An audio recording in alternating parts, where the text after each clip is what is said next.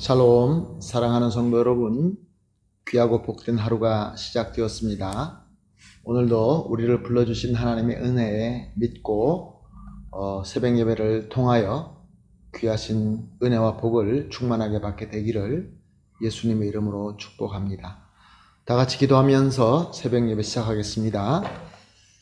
사랑과 은혜가 풍성하신 존귀하시고 참 좋으신 우리 하나님 감사합니다.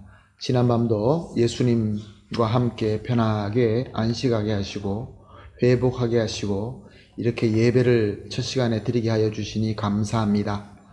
이 시대의 사명자답게, 이 시대의 다니엘답게 하나님 오늘도 주님께서 주시는 말씀을 잘 또 듣고 깨닫고 은혜를 받아서 하나님께서 원하시는 열매를 풍성하게 맺어드리는 승리하는 모든 성도님들 되게 하여 주시옵소서. 하나님, 때가 어렵습니다. 특별히 연약하시고 아프시고 또 상처받으신 분을 위해서 기도합니다. 하나님, 주님께서 오늘 위로하여 주시고 예수 그리스도의 회복과 치료의 손으로 어루만져 주시어서 깨끗하게 낫게 하시고 영육간에 강건하게 하여 주시옵소서. 이제 모든 예배를 주님 손에 올려드리며 예수님의 이름으로 기도합니다. 아멘.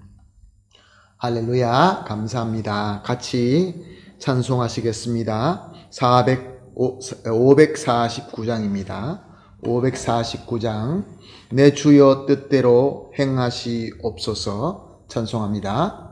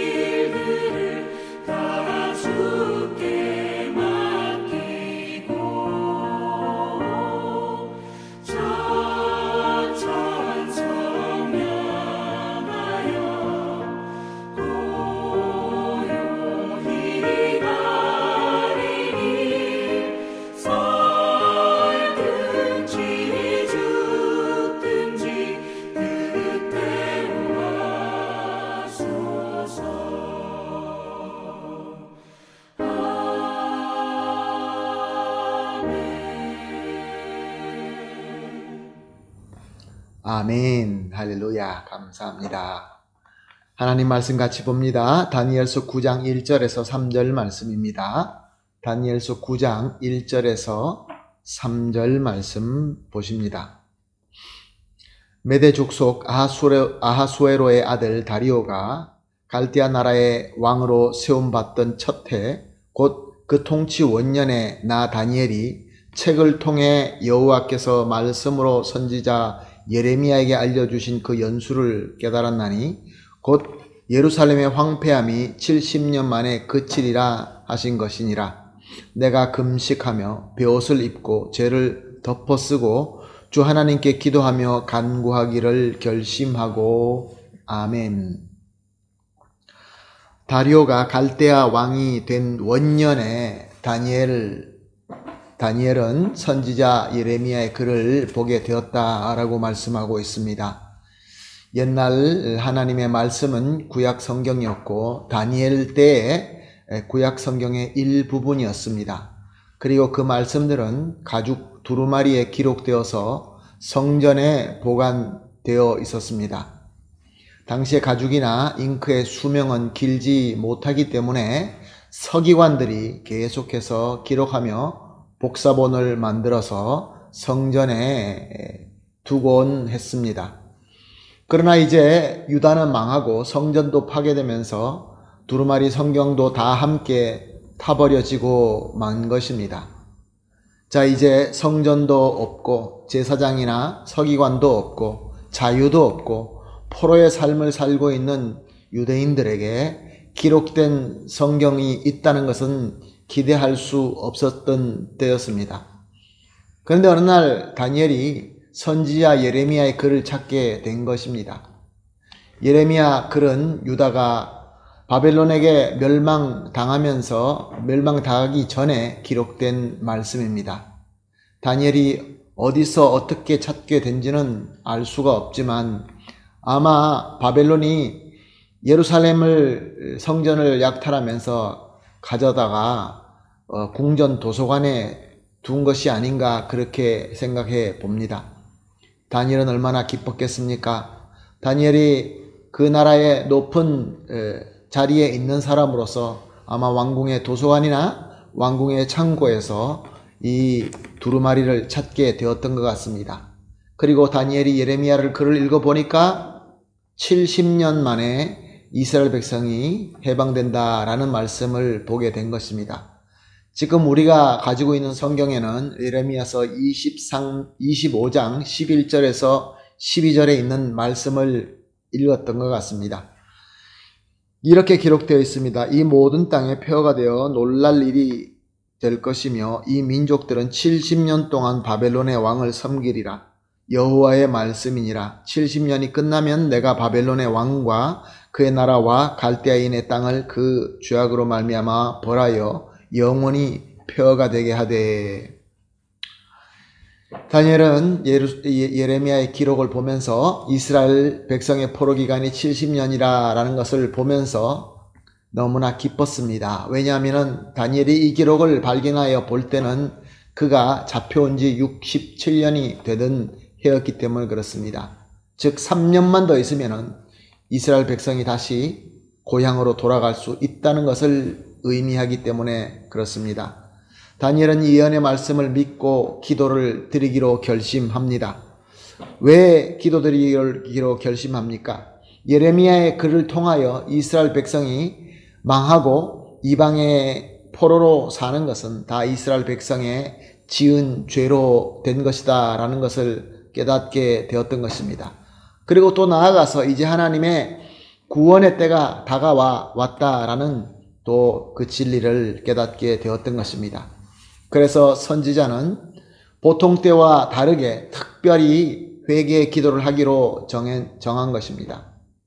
하나님은 회개의 기도를 기쁘게 들어주시는 용서와 사랑의 하나님인 것을 다니엘은 너무나 잘 알고 있었기 때문에 그렇습니다. 사랑하는 성도 여러분, 다니엘은 평소에도 기도를 성실하게 하는 하나님의 사람이었습니다. 그러나 이제 말씀을 통하여 자기 백성들이 구원받아야 할 때가 되었다라는 것을 깨닫게 되자 특별하게 기도하기로 결정한 것입니다. 죄를 뒤집어쓰고 금식하는 회개의 기도였습니다. 민족과 백성의 죄의 용서를 비는 기도였습니다. 사랑하는 성도 여러분, 하나님은 오늘 새벽에 기도하는 우리를 이 시대에 다니엘로 택하시고 불러주신 줄로 믿습니다. 또한 우리는 이 나라와 이 민족이 왜 고난 가운데 있으며 또 이들이 이제 곧 하나님의 때가 가까이 왔다라는 것을 우리는 알고 있습니다. 그렇다고 한다면 이 나라와 이 민족을 위하여 이 시대의 다니엘인 저와 여러분이 특별한 기도를 하지 않는다고 한다면 누가 대신 기도할 수 있겠습니까? 그러므로 오늘 첫 시간에 기도를 이렇게 합시다. 합심하여 기도하는 기도 제목, 세 가지 제목 같이 나눕니다. 첫 번째, 하나님의 말씀을 통하여 이 시대와 이 나라와 이 민족을 향한 하나님의 뜻을 깨닫게 하시옵소서. 그리고 두 번째, 이 나라와 민족의 구원을 위하여 특별히 기도할 수 있게 하여 주시옵소서. 마지막으로 우리 기도가 하나님의 때에 이루어지게 하여 주시옵소서. 세 가지 기도 제목을 놓고 합심하여 기도한 이후에 개인적으로 기도하시고 또 그렇게 하루를 시작하도록 하겠습니다. 다 같이 기도하겠습니다. 하나님 아버지 감사합니다. 주님께서 주신 귀한 말씀, 이 말씀을 통하여 이때가 이 나라와 이 민족을 위하여 기도하라라는 메시지로 듣고 순종합니다. 하나님 아버지, 특별히 우리가 하나님의 말씀을 통하여 기도할 때 이 시대와 이 나라와 이 민족을 향한 하나님의 뜻을 깨닫게 하여 주시옵소서. 그래서 우리가 이 나라와 이 민족의 구원을 위하여 특별한 기도를 하게 하시며 특별한 기도를 통하여 하나님의 역사가 이루어지게 하여 주시옵소서. 감사하며 예수님의 이름으로 기도합니다. 아멘.